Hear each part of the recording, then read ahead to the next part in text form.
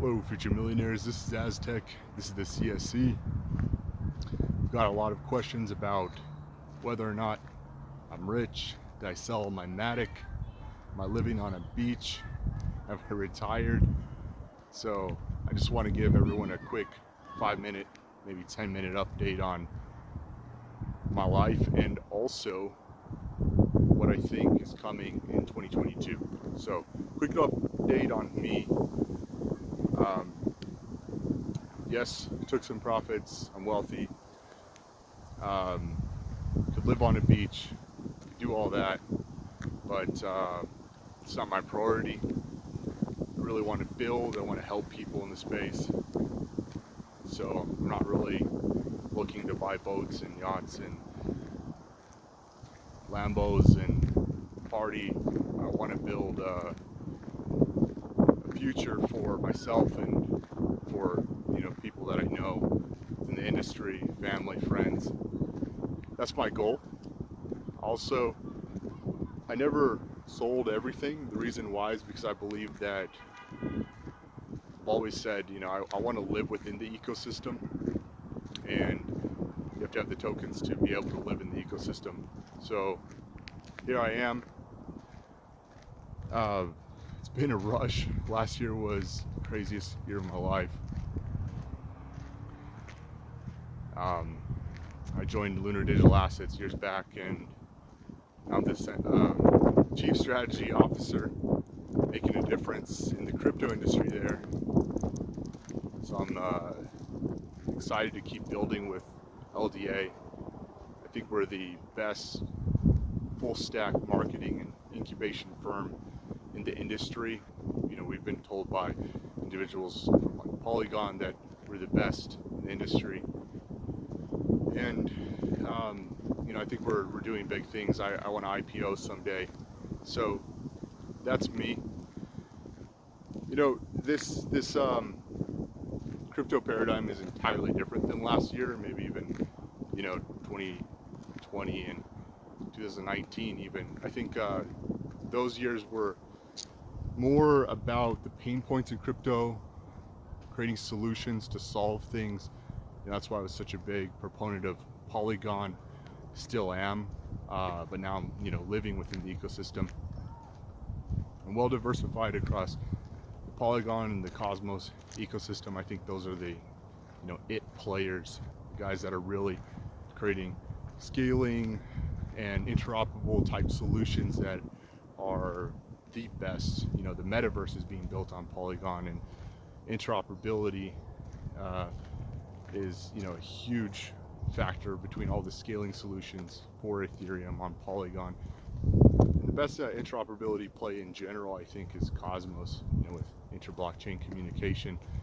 So nothing's really changed from last year to this year when it comes to the pain points. I think we're still solving these issues, and that's why I'm still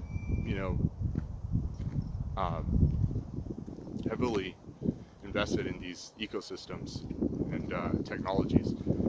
But I think the biggest difference, though, yes, we're still solving a lot of the same issues, and that's where we're at. But those projects are the today projects. But if you're looking for a tomorrow type project, I think you need to look for utility, because these scaling and interoperable type solutions they're almost there. They really are almost there, for true mass adoption. We're not too far off, maybe another bull run. And if you're looking for the next thing, you're really looking for utility. And I guess as an example, you could look at something like pSTAKE, liquid staking. Liquid staking allows you to use your tokens for DeFi and stake. You're also securing the network while doing both. And this is definitely a revolutionary thing. So these type of projects are going to be huge, because when I say utility, I mean utility not only for the retail investor but the institutions. So you gotta look at mass adoption type projects now, in my opinion. What's going to be used by everyone.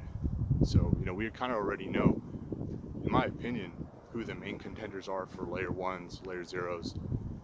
But, we are still creating new technologies for utility and these things that will swallow the traditional world, finance and everything. So look for that, look for utility. Another huge difference is, I think this year's a lot more macro, and there's so many more geopolitical factors that you have to consider. So, whereas the years before we were looking at pain points and it was exciting, it was mainly focused on technologies. I think now you're looking at who can survive geopolitical situations, governments, regulation, systems failing. I mean, like, traditional systems failing, and who will not only be the best technology or, a great technology, but be able to survive in these environments. So in that sense, I think that the space is now entirely more macro. I think a lot of these projects that did really well in the last year's 1000x, I think they're still the projects. I think they are the go-to projects in years to come. I think they will stay the main contenders, but I'm not sure that they're going to 1000x again, maybe at the height of the next bull run. But this is all my opinion. It's not financial advice, of course. But will they 1000x, to this year or something like that? I don't think so. I think you can, there's still safe plays and you can do well with these projects. But will they 1000x? Maybe not. So smaller projects that may do very well this year are projects with a lot of utility. You got to look for those projects that are necessary, that will mass adoption type projects. I think I've been saying this for a while as well. DAOs are a big thing, but to be honest, a lot of the DAOs that are out there right now, due to my research, I wanted to share one recently, but it's still too early. And I think a lot of these DAOs, they're, the DAO that's really going to create that category and be the thing to invest in is still being built. There's several I'm looking at. I'll share those, at later times. But DAOs is going to be a big thing this year. Utility is going to be a big thing, I think. And those projects that fall in line with the macro and geopolitical issues and situations that are going around right now with traditional finance. I think the most asymmetric bet for a safe play, and a lot of people are going to laugh at me, is XRP. Mainly because they're aligned with all the right people.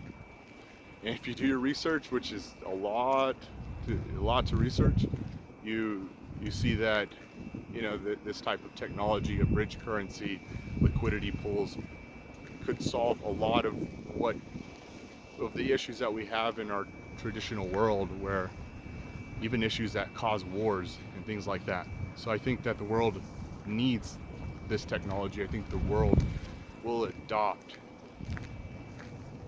projects like XRP, for instance. CBDCs are being discussed, things like that. I'm not saying it's the project to 1000x. Again, the projects that I think will do that are based on mass adoption factors, utility. But if you're looking for the safest play, I think it's XRP. I think the case will end. Again, this is all my opinion. Then you have projects like Polygon and Cosmos, obviously, that are, in my opinion, safe plays. In my opinion, projects that will stand the test of time. So, a lot to think about, but I really think this year is different. And if we are in a quote-unquote bear market, where things may get worse, you have to think about, if you're going to hold crypto, what ecosystems do you either want to live in, or if you're willing to expand your time horizon, which projects are going to survive everything that's going on and still stay competitive, so that if you take losses of any sort, you're going to be okay being in them years down the road. So for me, I've done that, and I think it's a really tough situation that we have investing in crypto at this moment. But I'm still very optimistic, I'm still cautiously bullish, as I say on Twitter, and I think this space has room to, I guess, flip again and kind of, go into that last part of a major, I guess, parabolic cycle, blow off top type situation. I just think that there's just so many different things we have to consider, and there's a lot of variables that we don't know. So stay safe, guys. 2022 is going to be another crazy year in crypto.